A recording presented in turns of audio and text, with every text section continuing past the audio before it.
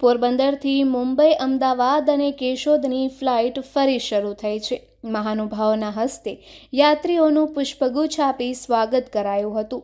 જોકે અવારનવાર બંધ થઈ જતી હવાઈ સેવાને લઈને આ ફ્લાઇટ કેટલા દિવસ સુધી ચાલુ રહેશે તેવા સવાલો પણ લોકો મજાકમાં કરી રહ્યા છે.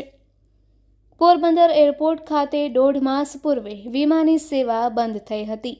આથી પ્રવાસીઓ, વેપારીઓને પડતી મુશ્કેલી અંગે અનેક રજૂઆત બાદ ફરી વિમાની સેવા શરૂ કરવામાં આવી છે. એરલાઇન્સ એર દ્વારા મુંબઈ, પોરબંદર, કેશોદ, અમદાવાદ તેમજ અમદાવાદ, કેશોદ, પોરબંદર, મુંબઈ રૂટ પર નવી હવાઈ સેવાનો પ્રારંભ કરવામાં આવ્યો છે.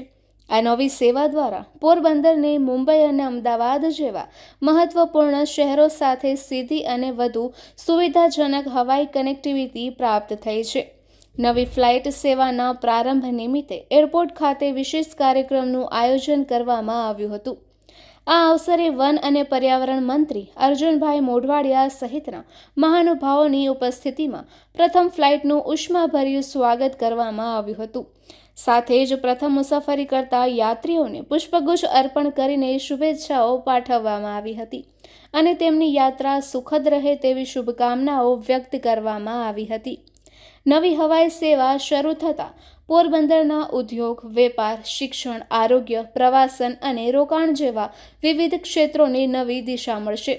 વેપારીઓને ઝડપી વ્યાવસાયિક અવરજવર, વિદ્યાર્થીઓને શિક્ષણ માટે સરળ મુસાફરી, દર્દીઓને આરોગ્ય સેવાઓ સુધી ઝડપથી પહોંચવાની સુવિધા તેમજ પ્રવાસીઓને પોરબંદરના ઐતિહાસિક અને ધાર્મિક સ્થળોની મુલાકાત વધુ સરળ બનશે. એરલાઇન્સ એર દ્વારા શરૂ કરવામાં આવેલી આ સેવા હેઠળ ફ્લાઇટ નિર્ધારિત સમયપત્રકની મુજબ મુંબઈથી પોરબંદર, પોરબંદરથી કેશોદ, કેશોદથી અમદાવાદ તેમજ પરત અમદાવાદથી કેશોદ, કેશોદથી પોરબંદર અને પોરબંદરથી મુંબઈ સુધી સંચાલિત થશે.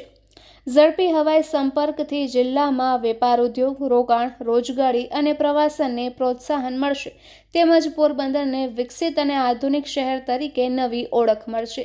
જોકે અગાઉ પણ અનેક વખત વિમાની સેવા થોડા સમયમાં જ બંધ થઈ ગઈ હતી. ત્યારે હવે આ વિમાની સેવા ફરી બંધ ન થાય અને નિયમિત ચાલુ રહે તેવી મુસાફરો માંગ કરી રહ્યા છે. નિપુલ પોપટ, પોરબંદર ટાઈમ્સ. આજથી અઠવાડિયામાં 2 વખત મુંબઈ, પોરબંદર, કેશોદ, અમદાવાદ, કેશોદ, પોરબંદર, મુંબઈ આ પ્રકારે એક આખો રૂટની એરલાઇન્સ એરની એર સર્વિસ શરૂ થઈ છે. એ માટે હું કેન્દ્રના aviation minister doctor Rammohan Naidu અને પોરબંદરના સાંસદ અને કેબિનેટ મિનિસ્ટર ડૉક્ટર મનસુખભાઈ માંડવિયાનો આભાર માનું છું. અગાઉ ઘણા વખત સુધી મુંબઈ, પોરબંદર તો રેગ્યુલર સર્વિસીસ હતી, પછી વચ્ચે અમદાવાદ, પોરબંદર વચ્ચે પણ સેવાઓ શરૂ થયેલી, પણ એ કંપની બંધ થઈ જતાં એ સર્વિસ બંધ થઈ હતી. ફરીથી આ સરકારી એરલાઇન્સ છે. એ એરલાઇન્સ એ અઠવાડિયાની અંદર 2 વખત મુંબઈ માટે અને અમદાવાદ માટે સેવાઓ શરૂ થઈ છે.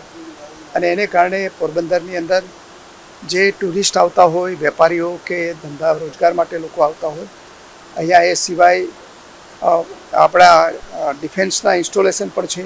એ અધિકારીઓ માટે પણ આવવા જવા માટે ખૂબ સુગમતા રહેશે અને એ દ્વારા પોરબંદરનો વિકાસ થશે.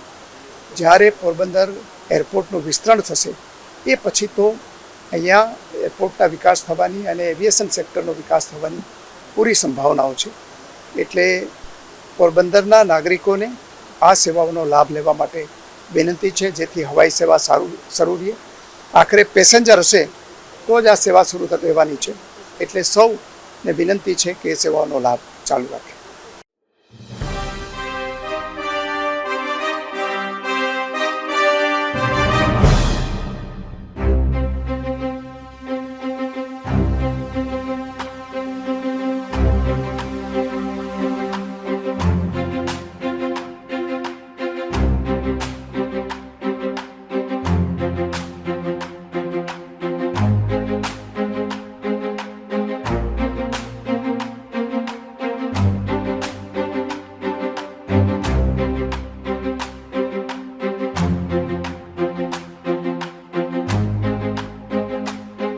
છે.